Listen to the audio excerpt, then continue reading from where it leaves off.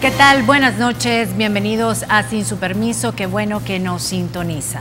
Vertiginosamente el tablero político ha cambiado en cuestión de horas. El Tribunal Supremo Electoral canceló al partido Cambio Democrático y Nayib Bukele se habría inscrito como precandidato presidencial en Ghana.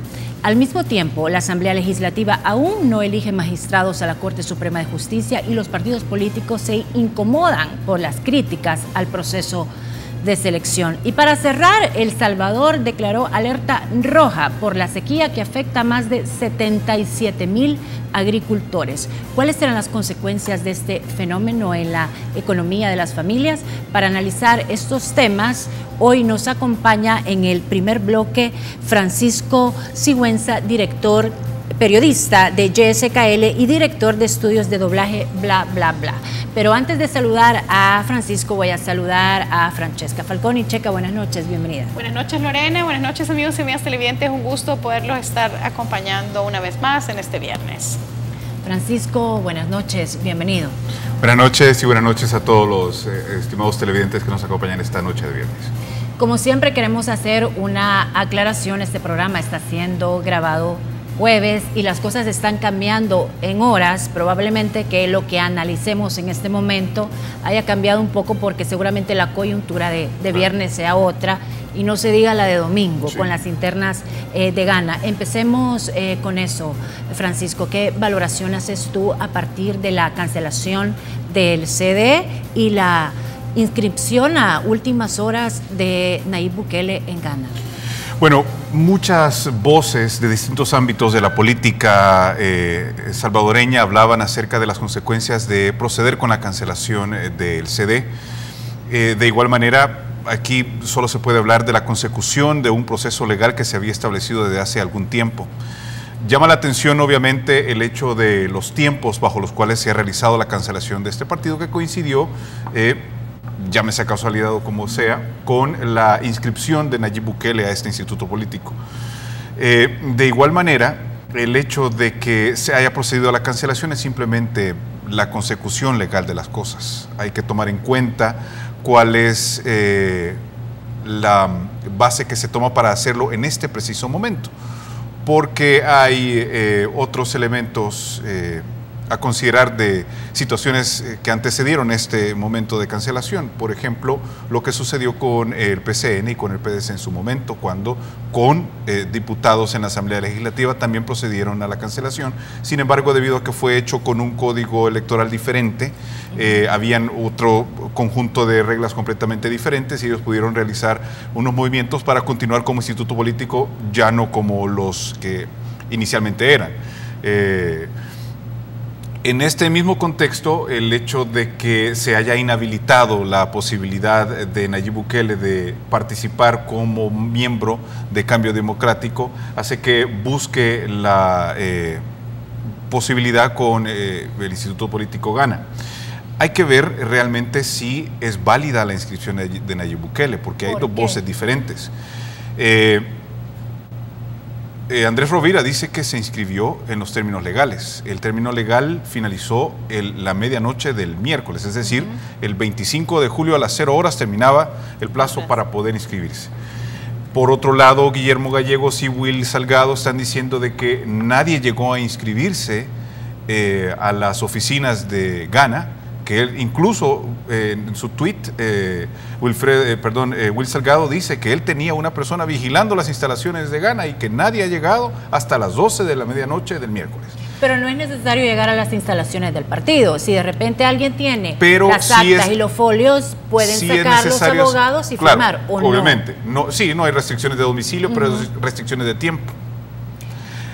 Sí, pero si un abogado certifica que sacaron las actas a las 11:30 de la noche y a las 11:50 él firmó en una casa vecina. Lo que pasa es que me imagino que Will Salgado también habla del hecho de que no hay nadie que ni siquiera extrajo esos documentos dentro del tiempo. Aquí es importante analizar la consecución de los tiempos. Desde la creación de nuevas ideas, inicialmente se habló de lo difícil que estaba en términos temporales el que Nayib llegara a la asamblea. Todos los tiempos, perdón, a la presidencia, todos los tiempos estaban en contra de él. El momento en el que creó el partido, en el momento en el que iba a realizar las internas, el momento en el que se iba a inscribir como candidato. Por eso es que inicialmente tocó buscar la oportunidad del CD, que finalmente fue truncada. Ojo, pero ahorita tiene como el último tiempo relativamente a su favor. En caso sea legal la inscripción de él dentro del partido Gana, y en caso le gane a Will Salgado en las primarias del domingo, que creo que va a ser el evento más visto en El Salvador, sí, a lo mejor después del Mundial de Fútbol, el plazo para inscribir coaliciones creo que vence en septiembre, como la primera semana de septiembre, claro, el plazo del calendario del TSE. Entonces, a lo mejor ahí él tendría la salvedad de decir que inscribió nuevas ideas en coalición con Gana y que él es el candidato y que por eso sigue defendiendo la misma forma de él de hacer política. Esa podría ser una salvedad. En caso se resuelva que no sí sé, que sí sea legal, aunque ahí ya no entra el Tribunal Supremo Electoral, realmente ahí es un problema meramente interno del partido. No, pero sí tiene injerencia. Sí tiene injerencia el Tribunal Supremo Electoral, porque también ellos fiscalizan la realización de las elecciones internas como parte de la nueva legislación. Claro, pero hasta el domingo, pero no la inscripción. No, claro, la inscripción no. Ellos lo único que pueden hacer es dar fe de la legalidad en base a los tiempos. Como digo, no es un problema de domicilio, sino que es un problema de tiempo. El hecho de que sí, Nayib se inscribió a tiempo todavía para correr por las internas del próximo domingo. Hay una división bien interesante que sí se puso en evidencia desde que el presidente de Gana, Andrés Rovira, habló de acercamientos con Nayib Bukele, cuando empezó a mencionarse la posibilidad de que se cancelara el CD. Llama también poderosamente la atención el que ahora Guillermo Gallegos no esté de acuerdo con la inscripción de Nayib Bukele como candidato, cuando hace unos meses atrás el mismo Guillermo Gallegos habló de que había tenido conversaciones y que le abría las puertas a Nayib Bukele si él quería acercarse a ese instituto político. Entonces vemos cómo a medida que van avanzando los días van cambiando las posturas y las posiciones, quizá porque hay diferentes intereses en diferentes momentos políticos. Habrá que analizar qué mueve a Guillermo Gallegos para retirarle el apoyo a Nayib Bukele y decantarse por la fórmula de Juan Carlos Montes y Will Salgado. Que son quienes están ahorita corriendo por presidente y vicepresidente. Juan Carlos Mendoza, perdón, y Will Salgado, quienes son los de la fórmula que iba a ser ratificada, porque al no haber... igual que sucedió con la vicepresidencia del FMLN, que no había rival, y entonces simplemente fue una confirmación, una elección, digamos, de trámite. Si llega al domingo y se confirma la legalidad de la candidatura de Nayib Bukele, la lógica dictaminaría que quien va a quedar como virtual candidato de Gana sería Nayib Bukele. No se ha hablado todavía de quién va a la vicepresidencia. Antes de ver el tema de la vicepresidencia, a mí me gustaría que revisemos los mensajes en Twitter que colocaran, estamos jueves, grabando jueves, Will Salgado y Guillermo Gallegos. Se lo solicitamos, por favor, a producción para que revisemos un poco el contexto de lo que estaba pasando los últimos días de esta semana. Will Salgado dice, si es verdad que Nayib está inscrito para participar esa inscripción es ilegal, porque la hicieron hoy con fecha de ayer anoche, a las 12 de la noche. Claro. No llegó nadie a inscribir candidaturas, yo tenía un vigía afuera informándome. Veamos el siguiente tuit, que es el de Guillermo Gallegos. Dice, informando que hasta las 12 de la medianoche del día de ayer, fecha límite para inscribirse en elecciones internas Gana, únicamente estaba inscrito Will Salgado como precandidato a presidente y Juan Carlos Mendoza como candidato a vicepresidente. A mí me llama la atención este tuit de Guillermo Gallegos, porque minutos después de que lo puso Guillermo Gallegos, viene Nayib Bukele y lo retuitea. Entonces, habrá que ver qué intención tiene también Nayib Bukele de retuitear un mensaje donde se está negando que él se haya inscrito. Retuiteó el de Will Salgado y retuiteó también el de Guillermo Gallegos. Sin embargo, el argumento que ambos, tanto Will Salgado como Guillermo Gallegos, dicen en su tweet, es porque ellos no vieron entrar a nadie, pero puede ser que se les haya pasado por alto o que alguien haya entrado por otra puerta. Hay dirigentes que seguramente conocen cómo sacar las escrituras del partido y que no necesariamente solo Guillermo Gallegos sabe quién entra y quién sale. En todo caso, Nayib Bukele ya no tendría ningún impedimento para inscribirse en Ghana, porque como ya desintegraron, ya cancelaron el CD, entonces ya no tiene ningún impedimento de estar inscrito en otro partido para poder correr. Es una cuestión de límites de tiempo, eso es lo único que le pondría en dificultad. Pero cuando, por ejemplo, cuando Will Salgado viene y dice es ilegal, claro que es ilegal, pero al final, ¿quién va a hacer cumplir ese plazo? Los mismos dentro del partido, si están divididos, es bien difícil realmente saber al final quién va a hacer valer una voz sobre la otra. Sí, en términos legales, lo que priva siempre es lo que se pueda demostrar. Si se puede demostrar que no se inscribió antes de la fecha límite, entonces existía un problema. Si no existe una forma comprobable, verdadera, certera de certificar que no lo hizo en los tiempos, pues pero yo lo veo realmente bastante difícil. Bueno, vamos a ir a la primera pausa comercial y seguimos analizando este tema. Francisco, otro de los temas que hablábamos que es muy importante es el tema de la cancelación del CD en función de que no tenemos sala de lo constitucional. Sí. ¿A dónde pueden apelar ellos? ¿Qué otro tipo de salida crees tú que tiene el CD? ¿Y qué va a pasar, desde tu opinión, con Juan José Martel? ¿Quedará entonces como un diputado independiente? Sí, tiene que quedar como diputado independiente. La candidatura no puede tocarse porque es un cargo de elección popular. Entonces el soberano pueblo es el que lo ha puesto ahí y es el que manda, su jefe. El hecho de que se cancele el partido político no inhibe la posibilidad de que continúe en su periodo como miembro de la Asamblea Legislativa.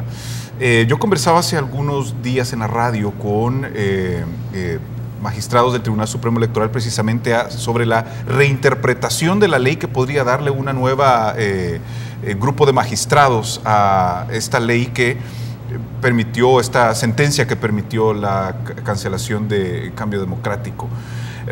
Sí podría darse en un caso específico la reinterpretación y utilizar la retroactividad de ley para invalidar la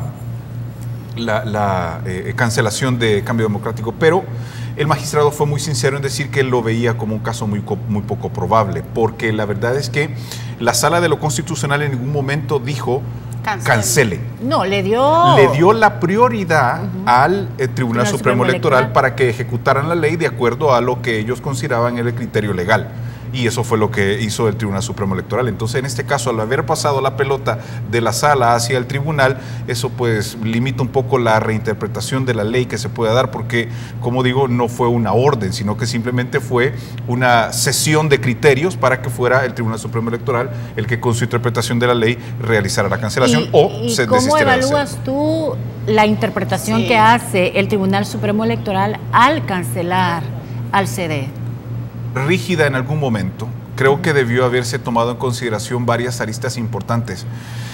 Ese tipo de decisiones tienen que realizarse en beneficio de la democracia en general del país, y eso debe tomarse en consideración también todas las aristas positivas y negativas que puedan traer la inhabilitación de un instituto político. ¿Por qué se le permitió que participara en las elecciones para poder elegir a un diputado?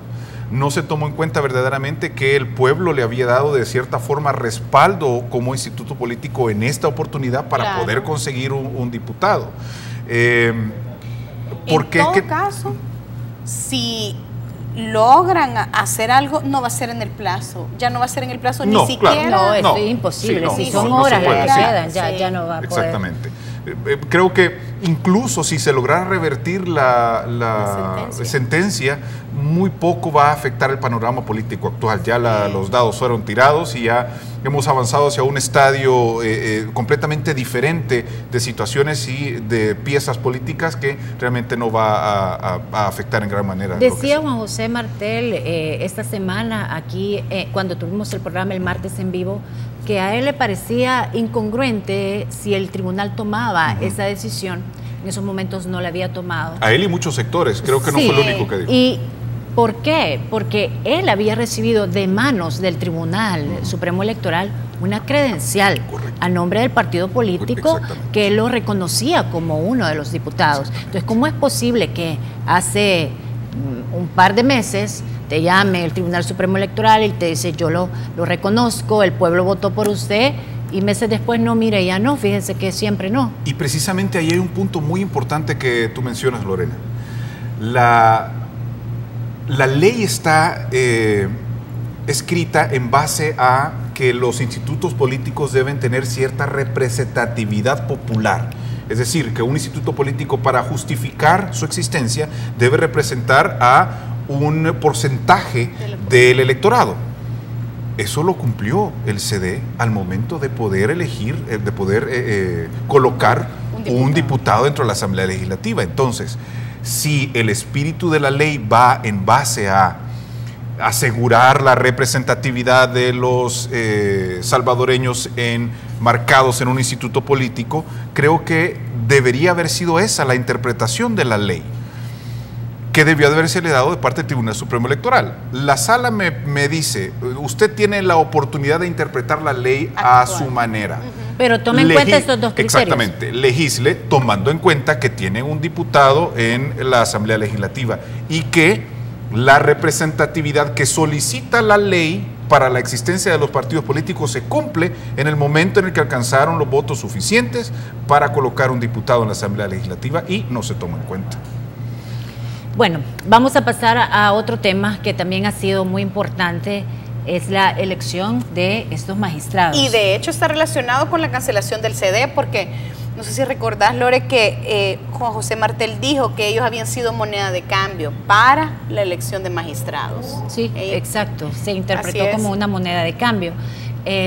¿Ya van cuántos días llevamos de retraso? ¿3 semanas? 3 semanas. 3 semamas, y se hablaba que en la plenaria de esta semana ya había acuerdo, había una cierta rumorología, que ya se habían puesto de acuerdo los principales partidos políticos, pero a la hora de las horas no fue así. Incluso se habló de una plenaria express, dijeron que el día de la final iban a tomar, a mí me pareció realmente risible el hecho de que se tomara el horario de los partidos del Mundial.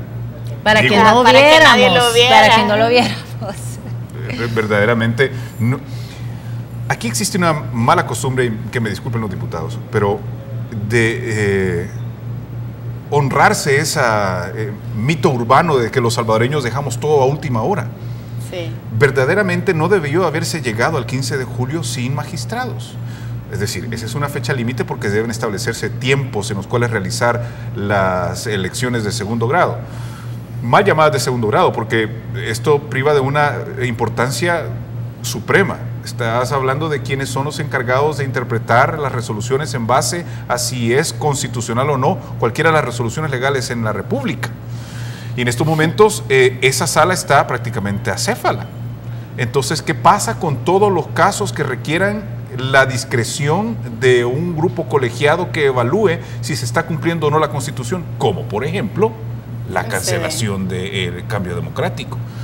¿Qué sucederá? Y como dije, no va a cambiar mucho el espectro político actual, pero en términos legislativos y de antología de ley, ¿qué va a suceder si la sala reinterpreta esta resolución y llama a reinscribir cambio democrático? Dejemos aparte el caso de Nayib Bukele, muy probablemente ya Nayib Bukele ya haya sido elegido candidato y lo que sea. ¿Qué va a pasar? ¿Qué antecedente histórico se va en base a lo que se han tardado los diputados para la elección de estos magistrados? En segunda instancia, mucho se habla acerca de la negociación política a puerta cerrada. Que así ha sido. Norman Quijano, cuando tomó las riendas de la Asamblea Legislativa, fue una de las cosas que él aseguró no iba a darse. Él dijo, esta va a ser una administración legislativa de transparencia, va a ser transparente, abierta a la gente, las personas van a darse cuenta que está sucediendo, y eso no se está cumpliendo. ¿Qué ha pasado con el diputado independiente? él ha sido una voz incómoda para muchos diputados. Incluso cuando empezó a hablar de la importancia de elegir, se le cerró el micrófono. Y Norman Quijano fue quien le cerró el micrófono. Entonces, no olvide. ¿qué pasa con esas situaciones que no se cumplen? ¿Dónde está ese estir y encoge que no permite, a final de cuentas, ponerse de acuerdo?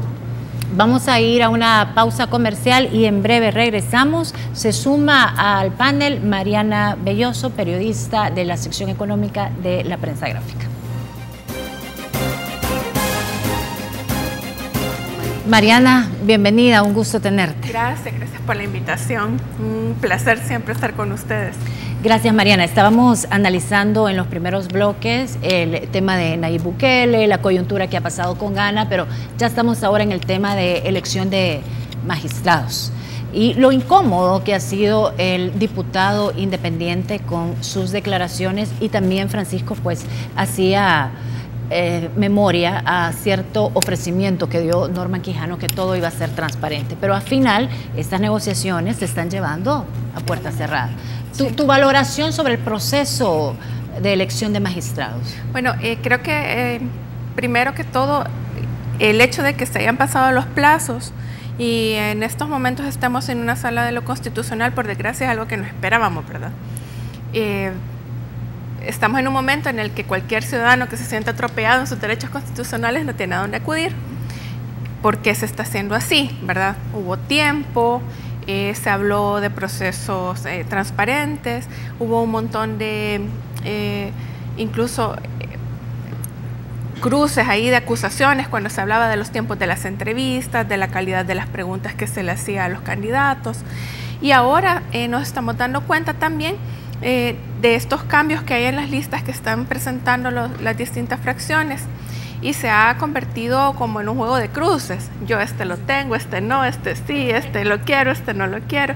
Entonces, y la velocidad con que cambian los nombres, la velocidad con la que están cambiando las cosas, hace sospechar sobre cuáles son las verdaderas bases de la negociación por las que se dan estos cambios. Y yo también me sumo a quienes dicen que es lamentable la forma en la que los demás partidos políticos están tratando al diputado no partidario, ¿verdad? Al final, yo era una de las escépticas. Yo decía, no, ¿qué tal? Estos no partidarios, no partidarios, al final se van a sumar a alguien, ¿verdad? Pero la verdad es que él ha demostrado ser una voz, bueno, es prácticamente unos ojos y unos oídos que no teníamos ahí adentro. Entonces él ahora sale, va a las entrevistas, nos cuenta cómo se maneja todo adentro, por qué, cómo son los procesos, y esto es lo que ha incomodado, ¿verdad? Ha incomodado mucho. Bueno, escuchábamos las declaraciones de la gente de la Comisión Política acusándolo de que se ocupaba o no ocupaba los carros de la Asamblea, y por desgracia hizo eco estas acusaciones que hizo, bueno, primero el diputado Gallegos. Mucha gente en redes sociales, cuando se hablaba de que no le están dando el espacio al diputado Bonilla o que lo estaban atacando, decían, bueno, pero que sea transparente, ¿ocupa o no ocupa los carros? O sea, ponemos al nivel de la elección de los magistrados de nuestra sala de lo constitucional, de los magistrados de nuestra Corte Suprema de Justicia, el hecho de que el hombre ocupe o no ocupe carros.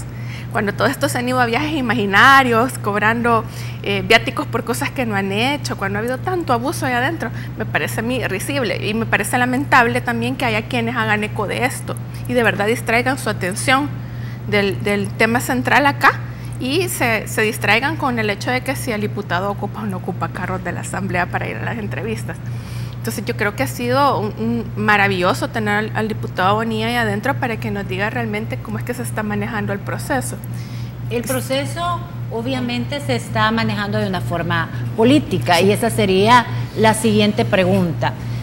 ¿Qué debería de hacer la sociedad? ¿Quién debería de tener la iniciativa para cambiar un poco este proceso y que en lugar de que sea una elección política, sea una elección técnica? Porque aunque la lista venga de una filtración y de elecciones del Colegio de Abogados, del CNJ, entiendo que viene la otra lista, al final es una elección, pero ¿cuál es el filtro técnico? El problema es, Lorena, que lo que tú dices supuestamente debía haberse ya cumplido, porque existen precisamente mecanismos para que esta no fuera esta precisa elección, no fuera una elección política, sino que una elección técnica.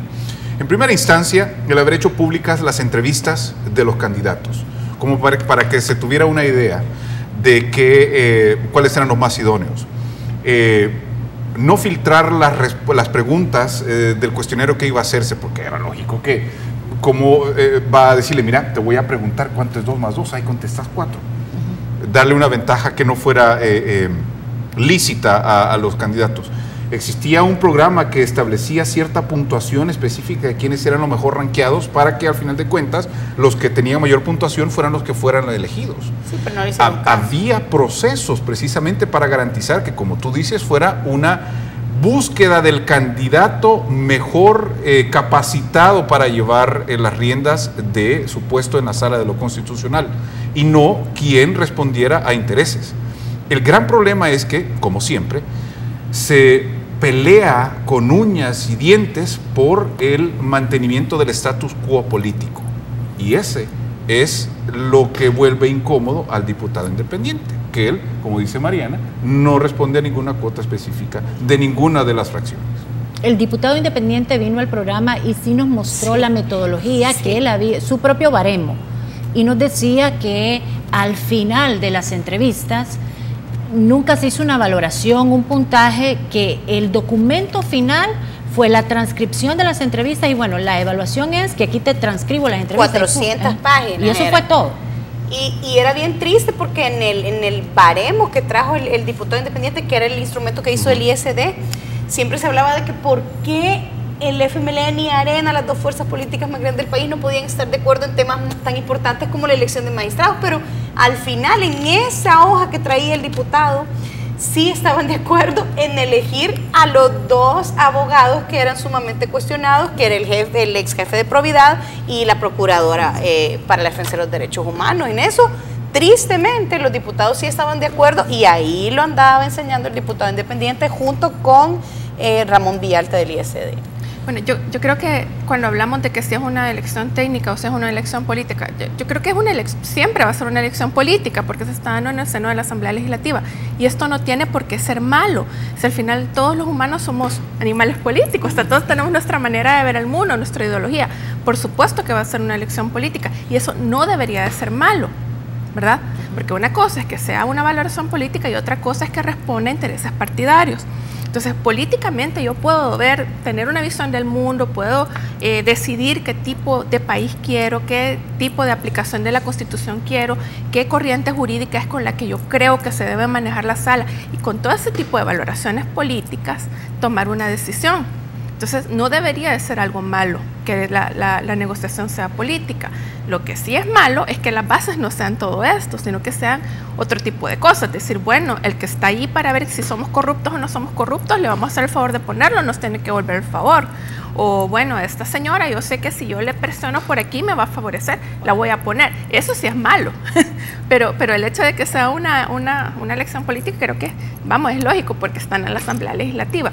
Ahora, ya vimos que no hay un procedimiento que nos garantice que la decisión va a ser en base a idoneidad, sino que son otros factores los que están teniendo peso. Va a ser bastante... vamos a tener que estar todavía mucho tiempo en la expectativa hasta que veamos al final quiénes son los que se terminan eligiendo. Yo creo que la buena señal es que ya empezaron a mencionarse menos los candidatos con mayor cuestionamiento. En las últimas listas ya no están esos 2 nombres. Para mí ese es una señal buena, pero como ya vemos, ¿verdad? Que incluso en la Asamblea Legislativa se dan casos en los que se vota un decreto y aparece en el diario oficial otro, ¿verdad? Con otras palabras, con otras cifras, con otras cosas. Entonces, hasta no ver, no creer, ¿verdad? ¿Ningún partido político ha mostrado sus métodos de evaluación o ustedes tienen conocimiento si alguien ha dicho, bueno, este es el método que yo utilicé? No, ningún instituto político ha dado a conocer un método específico de sus elecciones. De hecho, no habían presentado las listas. Sí, exactamente. Las listas las empezaron a publicar hasta hace bien poco. Yo escuchaba a un diputado, no recuerdo el nombre, creo que era alguien del FMLN y decían, ¿por qué están diciendo que no hay transparencia? Si a la final sí hay transparencia porque las listas y los nombres que estamos proponiendo están circulando, la gente lo sabe y es lo que tú dices y estamos haciendo política. El pueblo nos eligió y queremos tener a nuestros representantes también ahí. queremos que tener cuotas. O sea, lo vendían como que era muy normal que cada partido político también pujara por sus representantes dentro de la Corte Suprema de Justicia. ¿Cómo ven ustedes ese análisis? Mariana. Bueno, siempre no sé si tú lo escuchaste. Sí, claro, claro. Siempre se ha hecho así. Lo que pasa, bueno, sabemos que el resultado, la sala de lo constitucional que salió, fue el resultado de un mal cálculo político de nuestro expresidente Mauricio Funes. O sea, lo sabemos, ¿verdad? Incluso el hecho de que el magistrado González, que fue uno de los que más dolores de cabeza les dio al final, entrara, fue una decisión de último momento. Entonces, claro que lo ven normal porque es como se ha hecho siempre. Creo que la nueva configuración de fuerzas en la Asamblea Legislativa le dio un montón de tranquilidad a los dos partidos mayoritarios de que iban a poder de alguna manera manejar con un poco más de holgura el tema de la Sala de lo Constitucional, el tema de los magistrados de la Corte Suprema de Justicia. Y por supuesto que ellos lo hacen ver normal y lo venden normal, pues. Recordemos que estos son temas bien complicados. A la gente, si usted le pregunta qué le interesa más, es que se encarecen las tortillas o si tenemos magistrados de la Sala de lo Constitucional, la gente ni sabe, o sea, en muchos casos ni sabe que existe una Sala de lo Constitucional, mucho menos para qué sirve. Entonces, un político que tiene un micrófono enfrente puede decir casi cualquier cosa porque la gente generalmente no le va a cuestionar. Es muy poca la parte de la población. Realmente nosotros, porque tenemos nuestro entorno y vemos cuestionamientos, leemos, pero la gran mayoría de la población ni siquiera le interesa. Entonces, de repente alguien, un simpatizante de este partido, va a escuchar lo que dice su dirigente y su diputado y va a decir, bueno, entonces sí, todo está bien. Tiene razón. Ajá. Entonces, eso pasa con un montón de temas que son complicados y que son bien delicados, bien clave para el país. Entonces, nuestros políticos se aprovechan un poco de ese desconocimiento y por supuesto que van a tirar su discurso y lo ven como algo normal. Entonces yo creo que la ganancia de este proceso es que ha habido un poquito más de participación ciudadana. Hay un montón de asociaciones encima, hay un montón de ONGs encima, tenemos al diputado no partidario y creo que hay un poquito más de interés porque hasta hace bien poco nosotros no veíamos mayor contrapeso en la Sala de lo Constitucional. Fue la Sala de lo Constitucional saliente la que dejó a todo el mundo con la boca abierta tirando resoluciones que se pasearon en medio mundo sin importar el color. Entonces ya vimos que puede haber un verdadero contrapeso ahí. Mucha gente se educó y dijo, están violando mis derechos constitucionales. Una frase que mucha gente ni siquiera entendía y que no sabía que había un lugar donde uno podía poner un recurso. Papel que también jugamos los medios de comunicación. Hace algunos minutos que era mal llamada una elección de segundo grado, porque verdaderamente la importancia de las personas que se están eligiendo y los cargos que ocupan es la defensa constitucional de los derechos ciudadanos establecidos en la Carta Magna. En este sentido yo concuerdo con Mariana con el hecho de que los políticos se aprovechan del desconocimiento o la falta de deseo, la apatía, diría yo, de la gente de conocer un poco más acerca de qué significa la tardanza de la elección de estos magistrados y lo que significaría colocar a X o Y persona siguiendo intereses que no fueran la idoneidad para el cargo. Obviamente el papel que han jugado las organizaciones civiles, como decía Mariana, y las organizaciones de abogados ha sido determinante, pero al final, ¿qué más se puede hacer? O sea, ellos llegan hasta un punto donde quien va a elegir son los diputados con sus listas. Y como decía Lorena, ellos dicen que el proceso es transparente, se manejan los nombres, pero ojo, los nombres que andan, más que todo los dos partidos, no corresponden a los que tengan mayor puntaje en la evaluación técnica, no en las entrevistas, sino que en el método de evaluación que presentaba, por ejemplo, el ISD.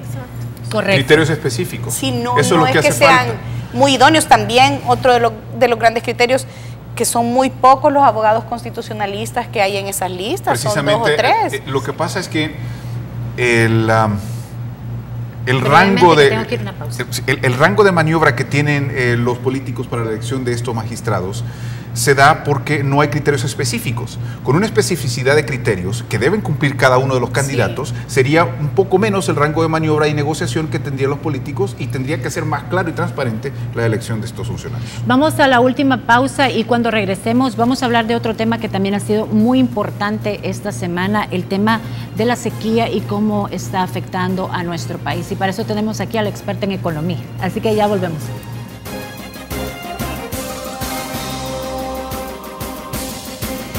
Continuamos, vamos a hablar del tema de la sequía y sus impactos en la economía, pero antes vamos a pedirle a producción que nos ponga un gráfico en pantalla, un gráfico de datos que proporcionaba el Ministerio de Agricultura. Dice que más de 2.1 millones de quintales de maíz se han perdido por la sequía.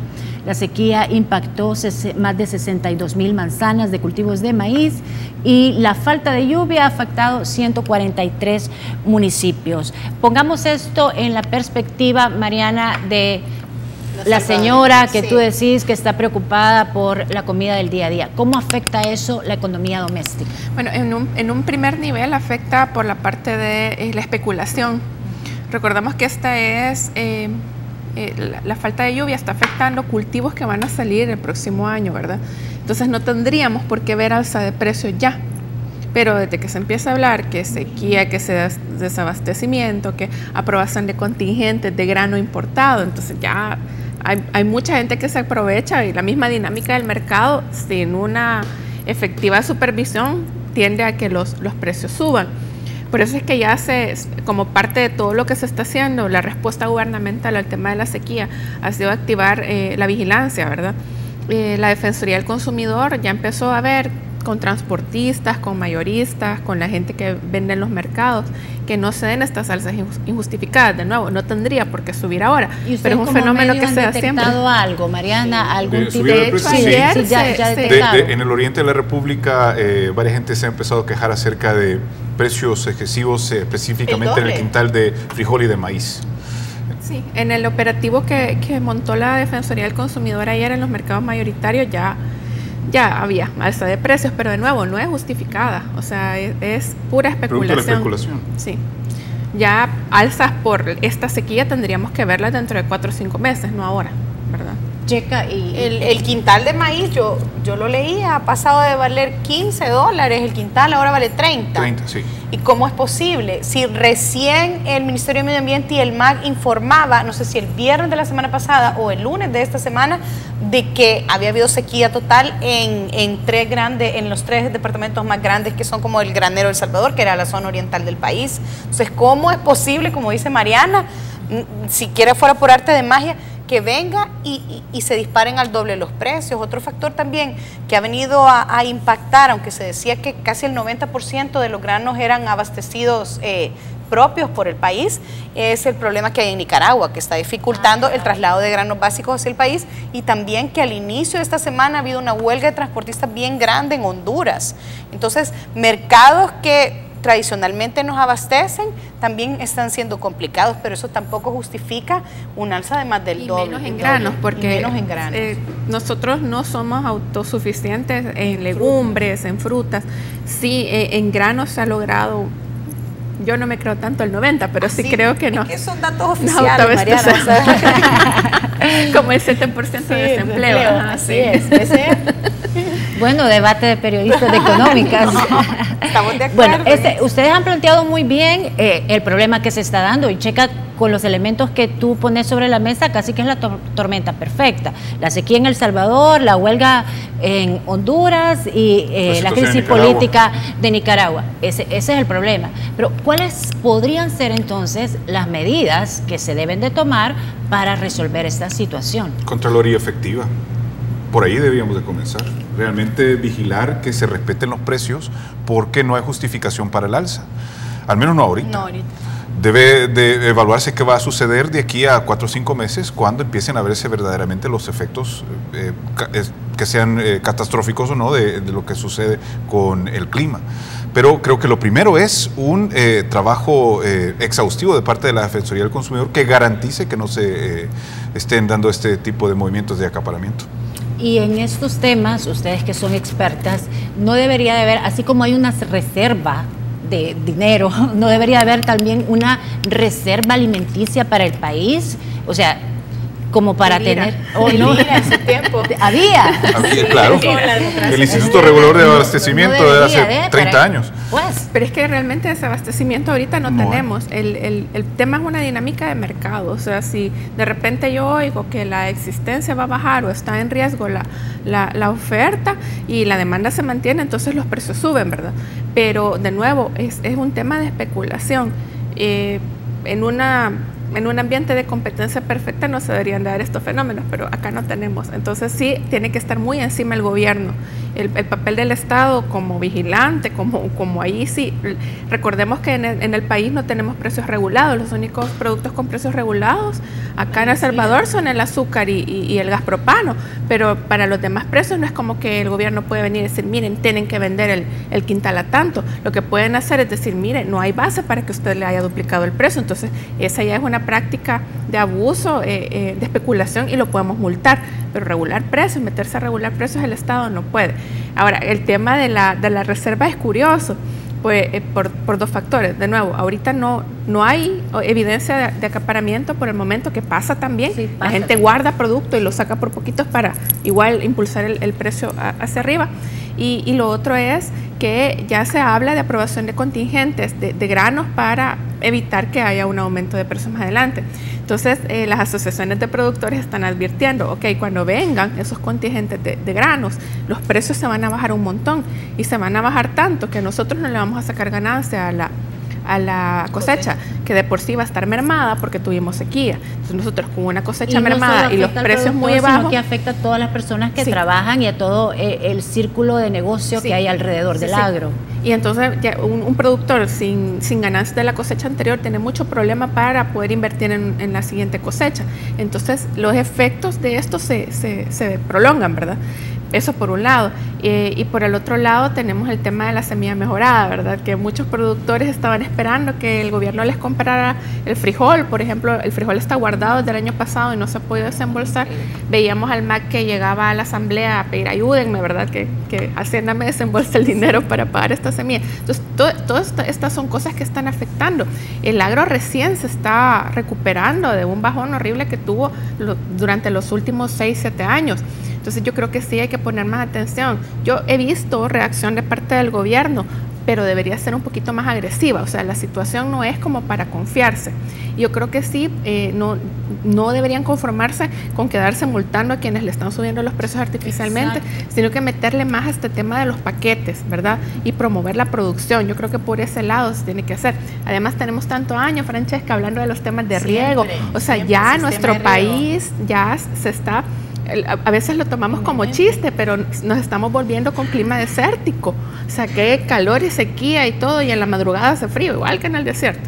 Entonces, yo creo que ya el tema de lograr resiliencia, lograr adaptarnos a que el clima ya no va a ser como era hace 20 años, es bien importante, y no tenemos esos sistemas de riego como para hacerle frente a una sequía como la que estamos enfrentando ahorita. Y precisamente qué tecnologías probadas que funcionan. Ya una conclusión breve para finalizar sobre el tema de la sequía. Creo que debe conjuntarse varios sectores. En primer lugar, el sector económico, asegurando que los precios sean los justos. En segunda instancia, los agricultores, manejando responsablemente sus reservas de productos y también los precios en el mercado. Y finalmente, los institutos encargados de ayuda al agro para que empiecen a desarrollar esas nuevas tecnologías que se adapten a los cambios que estamos viendo en el clima. Bueno, les agradezco a ambos su participación y por supuesto que, como siempre, vamos a estar invitándolos para próximas pláticas. Gracias. Gracias, Mariana. Gracias, Francisco. Gracias, Checa. Buenas noches, Lore. Buenas noches, amigos. Ustedes que descansen, que pasen un feliz fin de semana. Nos vemos el próximo martes.